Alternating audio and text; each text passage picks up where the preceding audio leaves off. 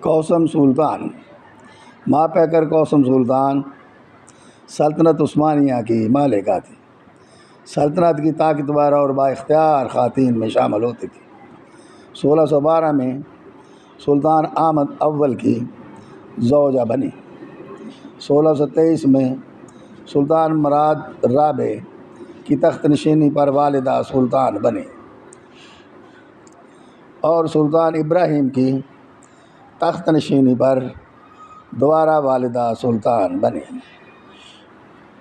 کوثم سلطان نے 46 سال میں 9 عثمانیہ سلاطین کا عہد دیکھا۔ 2 ستمبر 1651 کو ینیچری فوج نے بغاوت کر دی اور اسی بغاوت میں کوثم سلطان قتل ہو گئے۔